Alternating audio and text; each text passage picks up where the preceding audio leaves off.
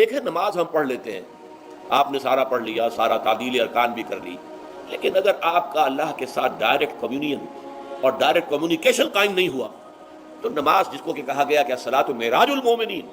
جو قرب حضور کو حاصل ہوا معراج میں، وہ ایک بندہ مومن دنیا میں رہتے ہوئے حاصل کر سکتا ہے نماز میں، اگر اس کی روح جو ہے واقعتاً ہمکنار ہو رہی ہو۔ الحمدللہ رب العالمین الرحمن الرحیم مالک یوم الدین اہدنا الصراط المستقیم ایاک نعبد و اگر ہم واقعتاً ایسے کہہ رہے ہوں کہ ہمیں احساس ہو کہ ہم اللہ کے حضور میں حاضر ہیں اور عرض کر رہے ہیں، سجدہ کریں تو حدیث میں آتا ہے کہ ایسے محسوس ہو کہ گویا کہ میں نے اپنا سر اللہ کے قدموں میں رکھ دیا ہے، یہ ہے نماز۔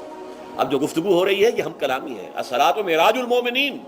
اہل ایمان کے حق میں یہ نماز جو ہے یہ معراج کے درجے میں، لیکن یہ نماز کیسے نصیب ہوگی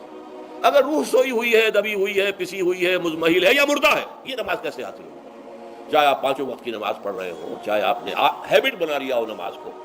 چاہے خوش بھی ہو گیا ہو، لیکن یہ کہ جب تک وہ روح بیدار نہ ہو، جب تک ہم کلامی نہ ہو، افلاق سے آتا ہے نالوں کا جواب آخر، اٹھتے ہیں حجاب آخر، کرتے ہیں خطاب آخر، جب تک یہ نہ ہو، جیسے کہ میں ایک حدیث قدسی انشاءاللہ آج سناؤں گا سورہ فاتحہ کے ضمن میں، کہ اللہ تعالیٰ کے سامنے جب کھڑا ہو کر انسان جب کہتا ہے انی وجہت وجہی للذی فطر السماوات والارض حنیفا، دائیں بائیں سے بالکل اپنا تعلق کاٹ کر میں نے اپنا رخ کر لیا ہے اس اللہ کی طرف جس نے آسمان اور زمین کو پیدا کیا۔ اب یہ توجہ وجہت ہو، اگر یہ تو ہے چہرہ تو ہم نے کر دیا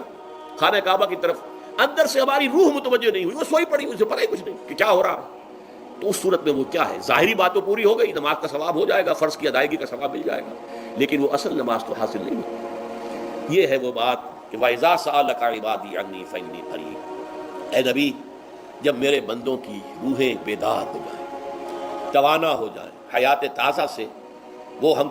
کنار ہو جائیں، اور پھر وہ میرے بارے میں پوچھیں، وہ میرا تقرب حاصل کرنا چاہتے ہیں، تو اب آپ سے پوچھے تو کہیے میں قریب ہی ہوں۔ اجیب دعوت الداع اذا دعان، یہ ہے وہ دعا،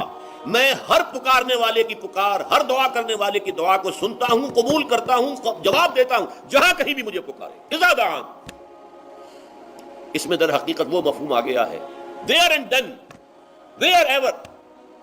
آپ اپنے گھر میں ہو کر پکاریں اللہ کو،